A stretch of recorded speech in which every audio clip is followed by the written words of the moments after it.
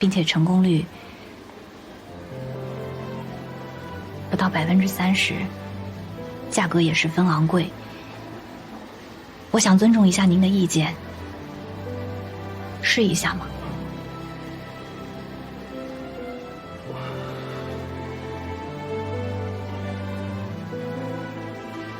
别动，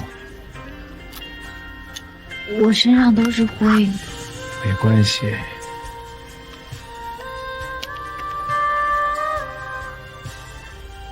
紧张？小雪呢？让他跟饶之回去了。你没和他一起吗？我有事儿啊。什么事儿？追你啊。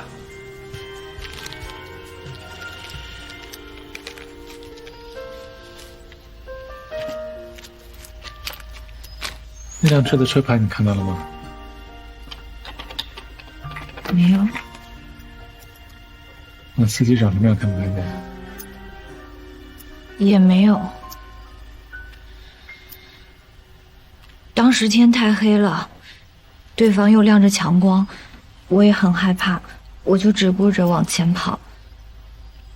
我甚至都没有看清那辆车到底是不是冲我来的。最近发生太多事儿了，我的病人去世了，我心里乱着呢。我不知道，我是，都会好的。都好了，看看。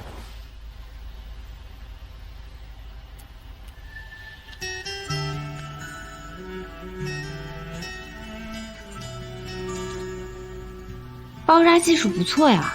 那当然了，名师出高徒嘛。过奖了，论包扎，我还真不如你。哎，我说的名师也不是你。啊？是伊赛亚的那个护士，你见过的？哦，就是上次在酒吧喝酒的那个姑娘。对。交际还挺广的嘛。你知道猎人学校的淘汰率是多少吗？听说是地狱式训练。90%。我们那一期只有14个人通过。如果不是因为你告我的状啊，我就是那一期的第1名。哎，训练的时候也总受伤，3天2头的跑医务室。那个小护士跟我年纪差不多，每次给我包扎得很认真，剪的纱布也漂亮，还会对着我的伤口念诗。念诗？对啊。爱情很短，遗忘很长，相思成灰，重灰亦相思。这些都是我从他嘴里听到的诗句。他喜欢聂鲁达。他是想撩你吧？我不知道。你也喜欢他？我喜欢看他包扎的样子，喜欢他绣的纱布，喜欢他念诗的口吻。对着伤口念诗会加速愈合这件事，他深信不疑。歪理。对啊，没有一点医学根据，可他就是深信不疑。每个人都有属于自己的一点相信，在别人看来毫无道理。就像你对卓然，你刚才离开就是怕我说出他的名字吧？你不愿意怀疑他，所以才逃避的，对吧？我不想讨论这个话题。又跑啊？往哪儿跑？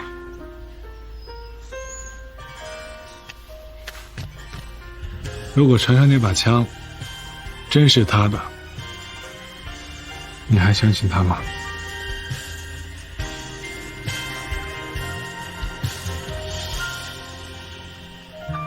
你这什么造型？你在干什么？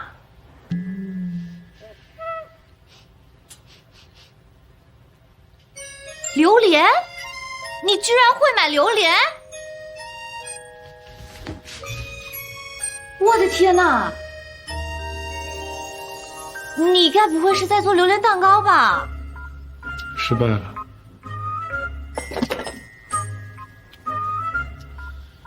不应该啊！我这一步一步都按往上说的来的，怎么回事呢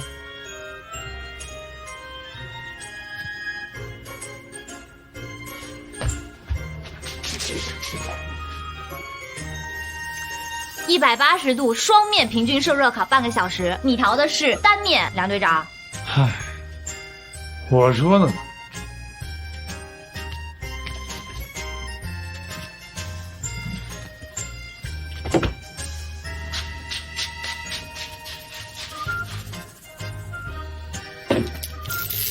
不用回部队吗？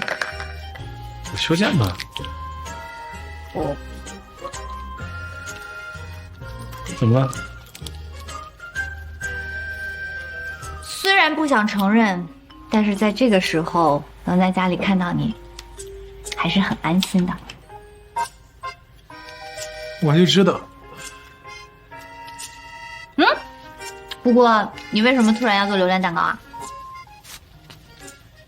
我觉得吧，你应该吃点甜的，压压惊。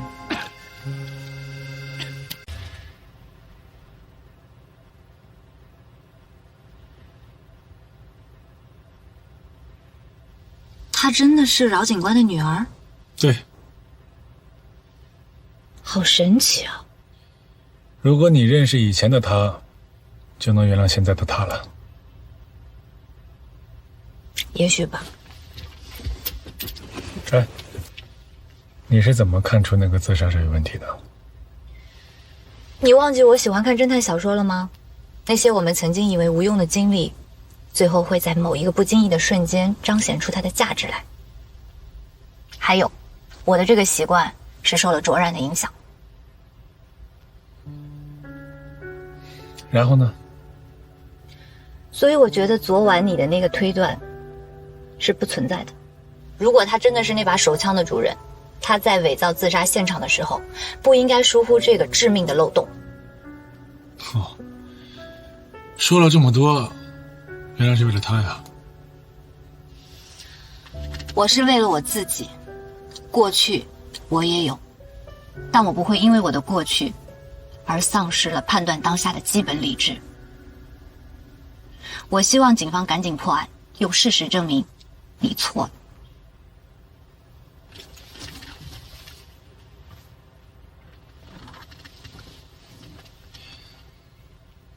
那我希望你能赢。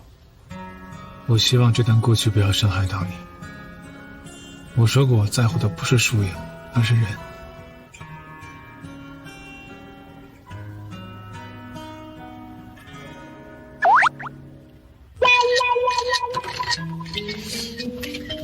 干嘛呢？我的 heaven， 我没想到我一睡醒就要吃一堆狗粮。我得走了。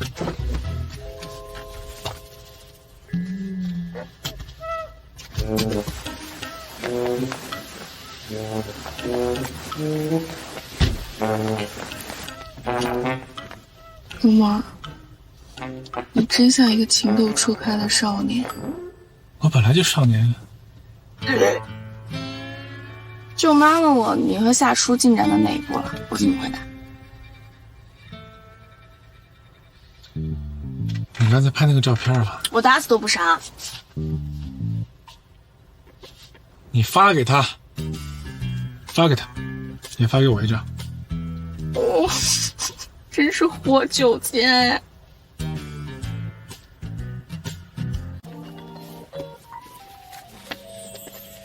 我还真饿了，品鉴一下。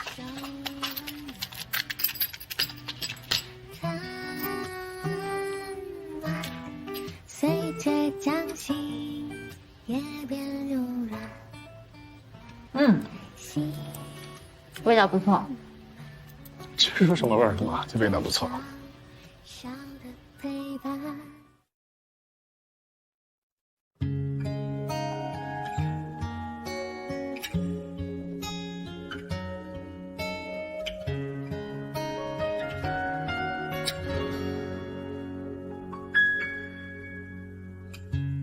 目光也曾掠过你的眼睛，可能命中注定有不切实际。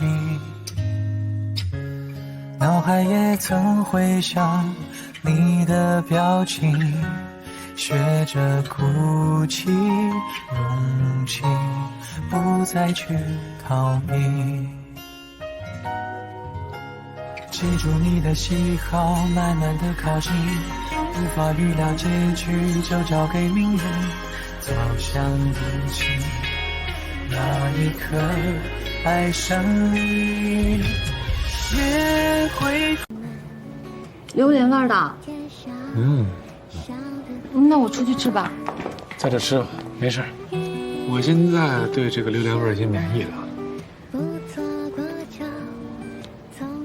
那你尝一口。哎，那还是不必了。那你还是不喜欢？我当然不喜欢了。那你为什么要做榴莲蛋糕？因为你喜欢。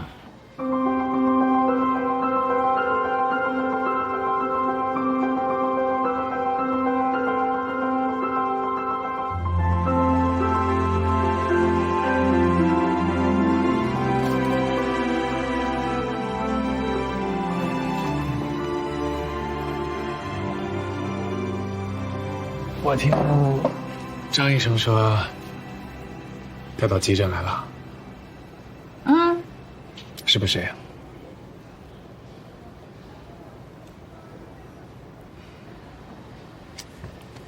说实话，还挺不适应的。这2天，经我手的病人就已经走了3个，还有一个因为百草枯中毒，现在正躺在病床上。你别看他现在好好的，可能到了明天中午，他的肝脏就会开始衰竭，紧接着就会出现肺炎、肺不张、肺水肿，或者肺部纤维化，最后被活活的憋死。直到死，病人的意识都是清醒的，可怕吧？一个救活的病例都没有。有，可是极少极少。主要是看病人服用的时间和剂量，如果少于10毫升的话，并且及时洗胃、及时血液灌流，再加上自己个人的一点运气，可能，也只是可能，还会有最后一线生机。那你现在的这个病人是什么情况？我不知道，他什么都不说。他为什么要自杀？喝了多少？多长时间？他什么都不肯说，他爸爸也都说不清楚。如果真的喝了很多的话，就没有必要抢救了。可是万一呢？万一他只是喝了一点，万一还有救活的机会呢？他只有18岁，18岁这么好的青春年华，他为什么要这么做呢？他长得很可爱，而且才刚刚入大学，也很漂亮，人缘又好，就是和同学吃了一顿饭，聚了个餐，晚上回家就开始喝毒药。你说他为什么？究竟的发生了什么？他为什么要喝那玩意儿呢？性侵啊！什么？你说这个女孩又年轻又漂亮，刚上大学，恋爱都没谈过，那为什么出去吃个饭回来就自杀？也许就是因为性侵，让她想到自杀，所以她也不想开口。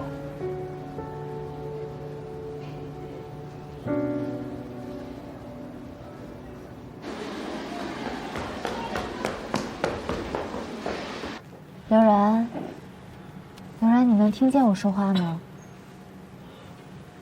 刘然，你听我说啊，你得告诉我你到底喝了多少，半瓶盖还是1瓶盖？你不告诉我，我没办法确定对你的用药量。你听见了吗，刘然？刘然，宋医生，16条不行，快去看一下吧。你去看一下刘然。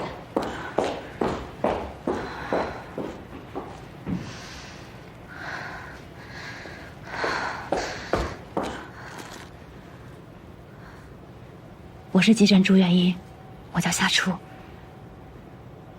刘然，你听好了，我知道你一定经历了非常绝望的时刻，所以才会做出这样的选择。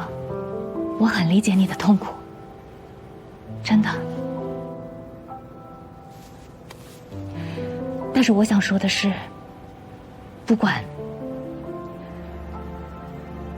你的身体遭受了怎样的伤害，你还是你，你完全没有必要因为那些伤害感到抱歉或者自卑。就像你现在口中的溃疡一样，它只是身体受损，其他的没有任何的意义。你要记住，你没有做错什么，应该受到惩罚的人也不是你，你一点错都没有。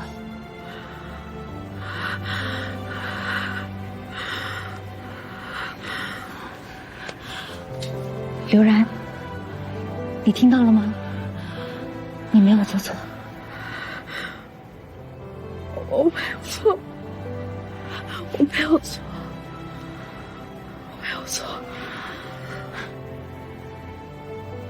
医生，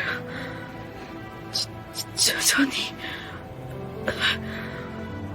我求求你救救我，我还想上大学。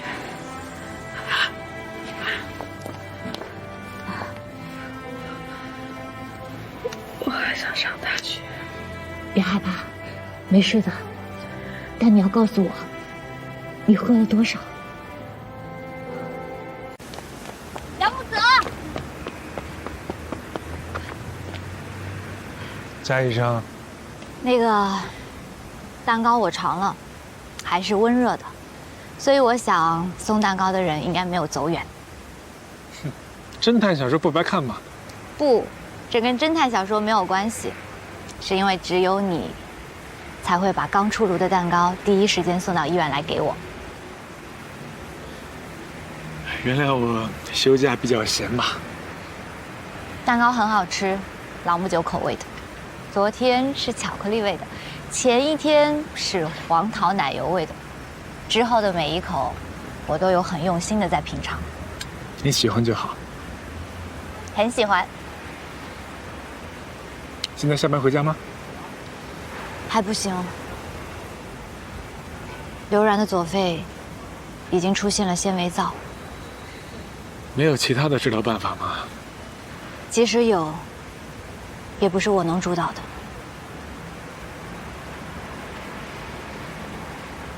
梁木泽，你是不是觉得我特别没有用啊？眼睁睁地看着一条鲜活的生命在我面前窒息而死，我真的觉得自己像一个无能的白痴。你说世界上为什么会有人会发明百草枯这种东西呢？它是没有特效解药的毒药，哎，如果没有它的话，先生，我跟你说啊，你看枪可以杀戮，但是它也能制止杀戮，对吧？海洛因可以让人死，但是吗啡却能镇痛。这个世界上没有什么绝对的对错。百草枯当时人家是作为最有效的除草剂被发明出来的，后来只是因为有些人使用不当，让它蒙上了毒药的污名。可能没有百草枯的世界会变得更好，但是跟我们已经没有关系了。这个世界上没有绝对的善恶好坏，我们能做的就是做好每一次最正确的选择。所以夏医生，不要再去想没有百草枯的世界会怎么样了。与其做一只聪明的鸵鸟，不如做一个勇敢的白痴。上一个这样勇敢的白痴叫堂吉诃德。你记住了啊，一个伟大的骑士可以失败，但是绝对不会被打垮。伟大的医生也一样。伟大的医生，我可以吗？当然可以了，我说你是你就是。谢谢你，梁木泽。谢谢你的蛋糕，还有刚才的那番话。快回去好好工作吧。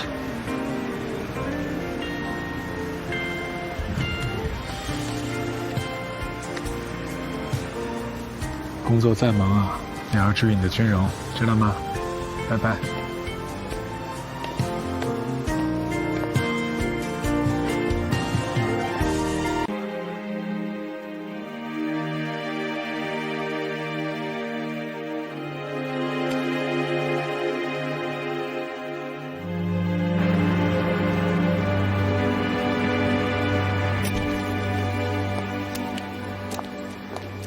老师，刘然缺氧的情况已经越来越严重，随时都会有生命危险。现在必须立刻装上 ECMO 才行。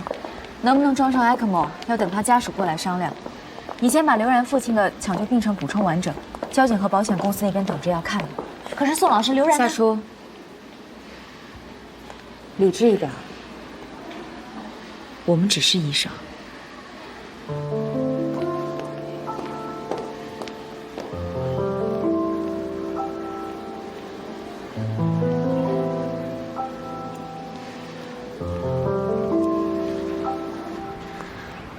我有个病人，他爸爸出去筹钱的时候，突然发生车祸去世了。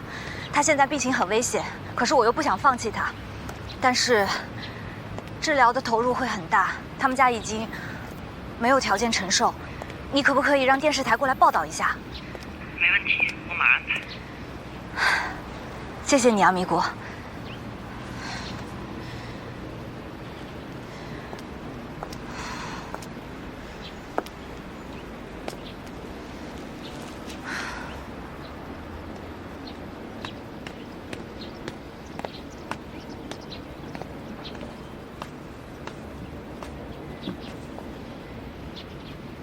廖木泽，背后长眼睛了？没有，但我希望是你。怎么了？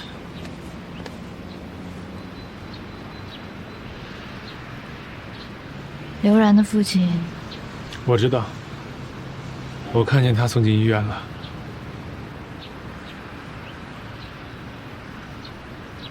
出事前，是我跟他说，装上 ECMO 是刘然最后的一线生机，所以他才着急出去筹钱。可是没想到竟然……车祸是意外，小周。带我的上级医生，他们都觉得这个方案过于激进，危险很高，根本就没有必要跟病人的家属提起。是我执意要说的。我坚持认为，对于刘然的病情，他父亲有100%的知情权和决定权。可是现在，我不确定。不确定什么？如果说治疗方案给病人家庭带来的压力已经超过了最后的受益，我是不是应该直接屏蔽掉风险，或者直接替他们做出选择，不至于会变成现在这样？这样的结果，也许是我真的错了。你没错。时间、地形、火力对比，以及最后的目标任务，只有身临其境，做出的选择才有意义。在选择的当下，你只能选择相信当时的自己。就算以后会后悔，也没关系。你尽力了，你没有错。这是我第一次出任务之后，心理医生跟我说的话。你看过心理医生？对啊，不然我干嘛那么抗拒那时候你给我安排心理医生啊？医生说的挺有道理的，但是我还是想不通。第一次出任务到现在已经过去了8年了，可是我还是失眠，还是睡不着。夏初，这种感觉我知道，但是我经历过的不想让你再经历了。我没做到的，希望你能做到。相信做出选择那一刻的自己，你尽力了，没有错。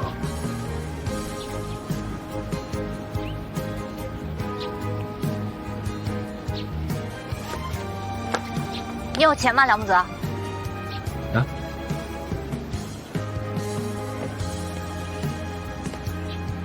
多少都行，你先借我。你要自己给他垫钱啊？算了，我自己想办法吧。哎，小爽，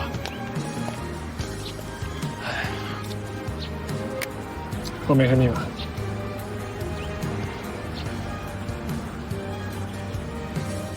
怎么了？不要拿回去。要。蛋糕在你桌上。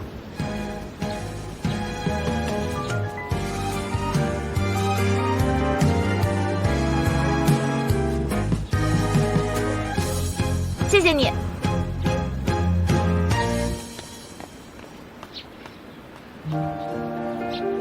我刚跟刘然的大伯谈过了，他说要接他回去。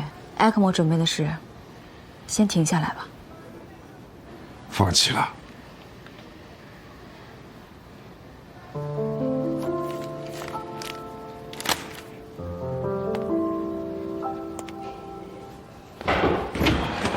老师，刘然的大伯同意给他装上艾克莫了。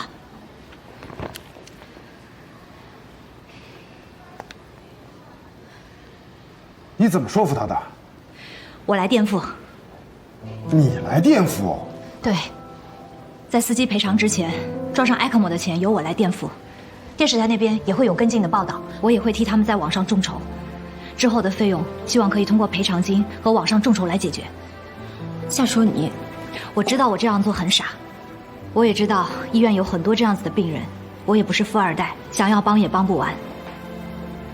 但是既然已经遇见了，刘然的父亲也是因为我的建议才遭到了意外。我想担起自己的这份责任，不管将来什么时候想起来，我都可以肯定地对这一刻的自己说，我尽力了，我没有错。